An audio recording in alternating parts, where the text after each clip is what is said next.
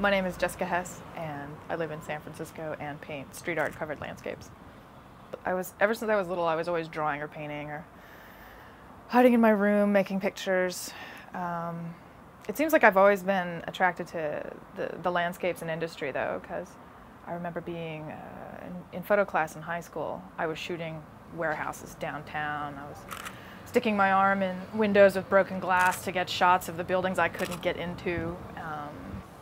I went to art school, painted still lifes, landscapes, and all these things. But when I look back at pictures I took, when I was 15, they were of the subjects I'm painting today. So I feel like I've always been attracted to the subject matter I'm dealing with as an adult.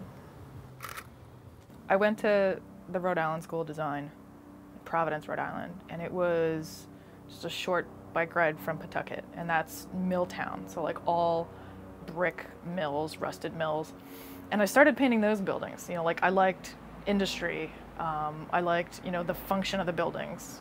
I started to recognize graffiti on these locations, but very early on I realized that, that's some other artist's contribution to the landscape. And I was very cautious to include that at first, because I don't know these people. Graffiti is a whole world of anonymity and secrecy, and because I didn't know these people personally, I didn't know these other artists, I was very hesitant to include the work. But gradually, it was just so colorful and so beautiful. The more I got into paying attention to it, I would see it on all the buildings I was already painting and started to include it. I'm very aware that I'm using other artists' artwork in my work. And like I said, I was very, very hesitant to do that at first because I don't know these people, and I don't know how to find these people, unless you start to do graffiti yourself and get involved with the community. How do you meet these other people that want to be anonymous? Well, over time, people have found me. I don't know if they, found my website or saw a show online or by word of mouth. I have gotten to know some people in the graffiti street art community, and I guess word spreads. But I've been very lucky that people almost always like the work, and they see it as just one more opportunity where their stuff gets seen. If they can get up in one of my paintings, they seem to be happy about it so far. I haven't met anybody that's been upset by it, but everybody should know that I'm just a huge fan, and I'm only doing it to promote it and show my appreciation of, what they're doing. I love seeing that, other artists have been in these places that I'm exploring, that they can be absent from a landscape, but all their marks are left there. And art is lonely. I spend all this time alone in my studio making work, and I have to think of all these other artists that are out there putting the stuff on the walls or making those wheat pastes and then getting it up, and it becomes a collaboration. I don't know these people, but I'm working with them.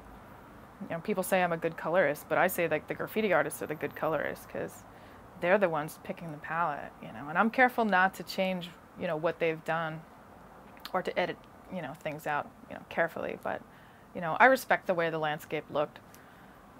I usually paint things that appeal to me. People usually have a really strong impression if they make it into my apartment. I've got a lot of stuff. I had a lot of stuff in the van when I moved here. It wasn't a cheap move to California. That's why it took me so long to get here. It was finally time to move, and I made it happen, but I think I've been collecting everything under the sun since I was a kid. Just look at all this. I collect vinyl toys. I collect animal skulls. I think every photograph I've ever taken of graffiti is a way of me collecting, documenting the urban landscape, because that stuff changes constantly. And it's gone in a day or an hour, but I'm out there collecting it with my camera. The show is called It Finds You, and that has to do with, when I lived on the East Coast, I was in Boston, I lived in North Carolina for a while, and even in Rhode Island, I always say, you had to go looking for the graffiti. It wasn't everywhere. In San Francisco, it's everywhere, and I say the graffiti finds you. It finds you. So all my new work is so heavily influenced by me being here in San Francisco and, deep in the street art scene. San Francisco is totally covered with graffiti, and it's so nice for me to see, and it's really convenient. Well, I do like it is its own language, and you have to learn to read it. It was difficult for me. I like it. It's public art. It's street art. It's art for everyone. You know, I know that sounds weird coming from an artist that has gallery representation, but I love that it's out there. It's loud and it's illegal and they're doing whatever they want to do. I think it's appealing for that reason.